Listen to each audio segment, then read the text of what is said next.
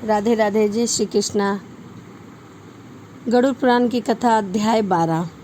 गरुड़ जी ने कहा, हे सुरेश्वर, 11वें दिन के कृत्य विधान को बताइए और हे जगदीश्वर, वृषोत्तेश्वर की विधि भी बताइए। भगवान श्री हरि कहते हैं कि 11वें दिन प्रातः काल उठकर जलाशय में स्नान आदि कर कर अर्धदैहिक क्रिया करनी चाहिए। वेद और शास्त्रों का अभ्यास करने वाले ब्राह्मणों को निमंत्रण करना चाहिए और हाथ जोड़कर नमस्कार करके उनसे प्रेत की मुक्ति के लिए प्रार्थना करना चाहिए। आचार्य भी स्नान संध्या आदि करके पवित्र हो जाएं और 11वें दिन के लिए उचित कृत्यों का विधिवत विधान आरंभ करें। 10 दिन तक मृतक के नाम गोत्र का उच्चारण मंत्रोच्चारण के बिना करना चाहिए। 11वें दिन प्रेत का पिंडदान मंत्रों सहित करना चाहिए। हे गरुड़, सुवर्ण से विष्णु की, रजत से ब्रह्मा की और ताम्र से रुद्र की और लोह से यम की प्रतिमा बनवानी चाहिए। पश्चिम भाग में गंगा जल से परिपूर्ण विष्णु कलश स्थापित करके उनके ऊपर पीतांबर वस्त्र से वैशिष्ट विष्णु की प्रतिमा स्थापित करनी चाहिए। पूर्व दिशा में दूध और जल से भरा हुआ ब्रह्म कलश स्थापित करके उस पर श्वेत वस्त्र से वैशिष्ट ब्रह्मा की स्थापना करें। उत्तर की दिशा में मधु और धृत से परिपूर्ण रुद्र कुंभ की स्थापना करके रक्त वस्त्र वेष्टिक श्री रुद्र की प्रतिमा को उस पर स्थापित कर दक्षिण दिशा में इंद्रो लोक की परिपूर्ण यमघाट की स्थापना करनी चाहिए और काले वस्त्र से यम की प्रतिमा को स्थापित करना चाहिए। उसके मध्य में एक मंडप बनाकर उन पर पुत्र कुश से निर्मित कुशमयी प्रेत की प्रतिमा स्थापित करें और दक्षिणाभिमुख और अपसभ्य होकर तम्र करे। विष्णु, ब्रह्मा, शिव और धर्म राज का वेद मंत्रों से तर्पण करे। तब होम करके श्राद्ध को 10 घट आदि का दान करे। तदंतर पितरों को उतारने के लिए गौ दान करे। गौ के समय, हे माधव, यह गौ मेरे द्वारा आपकी प्रसन्नता के लिए दी जा रही है, इस गौ से आप प्रसन्न होए, ऐसा कहे। प्रेत के द्वारा उपयुक्त आभूषण, वस्त्र, वाहन और धृतपूर्ण कांस्य पात्र, प्रेत को प्रिय लगने वाले वस्तु एवं तिल आदि 8 महादान जो अंत काल में किए जा रहे हो, शैया के समीप रखकर शैया के साथ इन सब का भी दान करे। शैया दान के समय इस मंत्र को पढ़े, हे विप्रिय, हे प्रेत की प्रतिमा से युक्त सभी प्रकार के उपकरण से सम्मिलित यह मृत शैया मैंने आपको निवेदित की है। इस प्रकार पढ़कर कुटुंबी ब्रह्मा आचार्य को यह शैया प्रदान करे। इसके बाद प्रति दक्षिणा और प्रणाम करके विसर्जन करना चाहिए। इस प्रकार शैया दान, नवक आदि श्रद्धा, श्राद्ध और विष्णु सर्ग का विधान करना चाहिए। 11वें दिन विधि पूर्वक हीन अंग वाले रोगी, अत्यंत छोटे बछड़े और छोड़कर सभी शुभ लक्षणों से युक्त वृष का विधि पूर्वक उपसर्ग करना चाहिए। ब्राह्मणों के उद्देश्य से लाल आँख वाले, पिंगल वर्ण वाले, लाल सिंह वाले, लाल गला और लाल खूर वाले, सफ़ेद पेट और काली पीठ वाले वृषभ का उत्सर्जन करना चाहिए। जिस वृषभ का स्वांग पिंपल वर्ण हो, उसकी पूँछ और पैर सफ़ेद हो, वह पिंगल वर्ण का वृषभ पितरों की प्रसन्नता को बढ़ाने वाला होता है। ऐसा कहा जाता है कि जिस वृषभ के पैर, मुख और पूँछ श्वेत हो तथा शेष शरीर लाल के समान वर्ण का हो, वह नील वृष कहा जाता है। जो वृषभ रक्त वर्ण का हो तथा जिसका मुख और पूँछ पांडुवर वर्ण का हो और खूर और सिंह पिंगल वर्ण का हो, उसे रक्त नील वृष कहा जाता है। जिस सांड के समस्त अंग एक रंग के हो तथा पूँछ और खूर पिंगल वर्ण का हो, उसे नील पिंग कहा गया है। यह पूर्वजों का उद्धार करने वाले होते हैं। जो कबूतर के समान रंग वाले होते हैं, जिनके ललाट पर तिलक सी आकृति हो और श्वान सुंदर हो, वह भ्रूनील वृषभ कहे जाते हैं। जिसका संपूर्ण शरीर नील वर्ण का होता है और नेत्र रक्त वर्ण के होते हैं, जो महानील वृषभ कहते हैं। इस प्रकार नील वृषभ 5 प्रकार के पाए जाते हैं। उसे अवश्य मुक्त कर देना चाहिए, घर में नहीं रखना चाहिए। वृषभ का संस्कार करने के बाद उसे छोड़ देना चाहिए।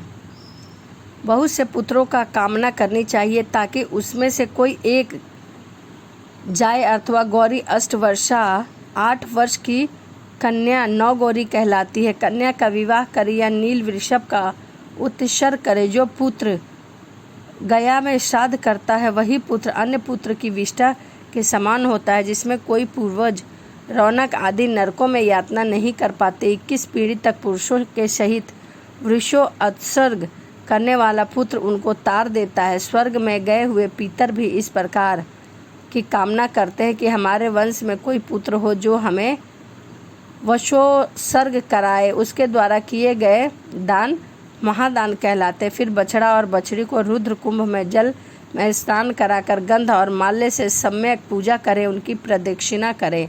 इस मंत्र से नमस्कार करके बछड़ा और बछड़ी को छोड़ दे। भगवान विष्णु ने कहा, इस प्रकार जो वृषोत्सर्ग करता है मैं सदा उसे वर प्रदान करता हूँ और प्रेत योनि से मुक्त करता हूँ। अतः वृषोत्सर्ग कर्म अवश्य करना चाहिए। अपनी जीवित आत्मा में वृषोत्सर्ग करने पर वही फल प्राप्त होता है जो पुत्रहीन मनुष्य को स्वयं अपने उद्देश्य में प्राप्त होता है, परम गति को प्राप्त होता है। कार्तिक और शुभ महीनों में सूर्य के उत्तरायण होने पर शुक्ल पक्ष अथवा कृष्ण पक्ष की द्वादशी आदि तिथियों में सूर्य चंद्र में ग्रहण काल में पवित्र तीर्थ में दोनों अयन मकर कर्क में और मेष तुला में वृषोत्सर्ग करना चाहिए। शुभ लगन और मुहूर्त में पवित्र स्थान में समोहित चित्त होकर विधि विधान से दान और पुण्य करनी चाहिए। शालिग्राम की स्थापना करके वैष्णव श्राद्ध करना चाहिए।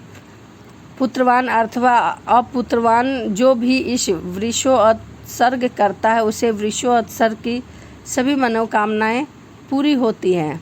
बाल्य अवस्था, कुमार, पौंडक, यौवन और वृद्ध अवस्था में किए गए पाप यह सब वृषोत्सर्ग से नष्ट हो जाते हैं, इसमें कोई संदेह नहीं है।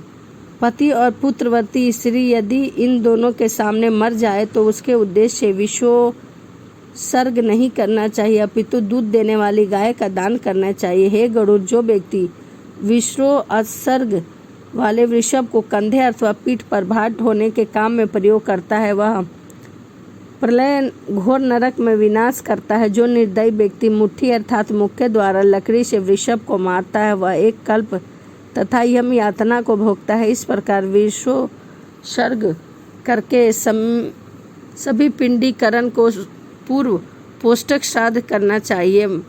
वह मैं तुमसे कहता हूँ, मृत के द्वारा पर अर्ध मार्ग में चिंता के शव के हाथ में और अस्थि संचल में इस प्रकार 6 पिंड दान करके 10 दिन तक 10 गात्र के 10 पिंडों को दान देना चाहिए। प्रथम मालिशोंडी श्राद्ध कहा जाता है और दूसरा मध्य में किया जाने वाला मध्य शोंडी कहा जाता है। इसके विषय में मैं तुमसे कहता हूँ, पहला पिंड भगवान विष्णु को, दूसरा शिव को तथा तीसरा सपरिवार यम को प्रदान करे। चौथा पिंड सोमराज, पांचवा हव्यवाह, छठा कव्यवाह तथा सातवां पिंड काल को प्रदान करे। आठवां पिंड रुद्र को, नौवां पुरुष को, 10वां प्रेत को और 11वां पिंड तत्पुरुष के उद्देश्य को देना चाहिए। हे खग, इसके पश्चात मध्य शोडनी कहते हैं इनके विषय में मैंने तुम्हें बताया है। ताक्ष, इनको 11 दिन तक चरु बनाकर रखना चाहिए। है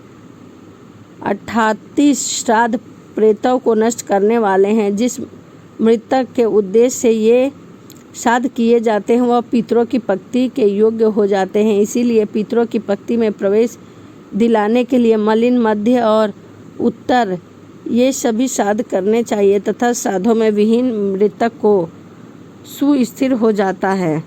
इसीलिए पुत्र को विधि पूर्वक श्राद्ध करना चाहिए। पत्नी यदि अपने पति के उद्देश्य से श्राद्ध को करती है तो उसे अनंत श्रेय की प्राप्ति होती है। जो स्त्री अपने मृत पति को अर्धदेही क्रिया प्रदान करती है तथा पाक्षिक श्राद्ध करती है वह मेरे द्वारा सती हो जाती है। जो स्त्री पति के उपकरणों के उपरांत श्राद्ध का अनुष्ठान करता है तथा उनकी सेवा करता है वह पतिव्रता और उसका जीवन सफल हो जाता है। यदि कोई प्रमाण से आग में जलकर अथवा जल में डूबकर मरता है उसके सभी संस्कार यथाविधि करना चाहिए। धूप और दीप देना चाहिए, तंडुक और तिल चढ़ाना चाहिए, कच्चे आटे का नैवेद्य और दूध अर्पित करना चाहिए। शक्ति के अनुसार सुवर्ण का नाग और गौ ब्राह्मण को दान करना चाहिए। इसके पश्चात हाथ जोड़कर नागराज प्रसन्न हो इस प्रकार कहना चाहिए। पुनः उन जीवों के उद्देश्य में नारायण बलि की क्रिया करनी चाहिए। ऐसा करने से मृत व्यक्ति सभी पातकों से मुक्त हो स्वर्ग को प्राप्त हो जाता है। इस संपूर्ण क्रिया को करके 1 वर्ष तक अन्न और जल से सहित घट का दान करना चाहिए, अर्थात संख्या अनुसार जल के सहित पिंड दान करना चाहिए। इस प्रकार 11वें दिन श्राद्ध करके सपिंडीकरण करना चाहिए और सूतक बीत जाने पर शय्या दान और पद दान करना चाहिए। इस प्रकार गरुड़ पुराण के अंतर्गत सरोवर में एकादश विधि निरूपण नामक 12वां अध्याय यहीं समाप्त होता है। तो अगली वीडियो में मैं आपके साथ गरुड़ पुराण की कथा अध्याय 13 शेयर करूंगी। तो चलिए इसी के साथ मिलते हैं अगली वीडियो में। राधे राधे, जय श्रीमन नारायण।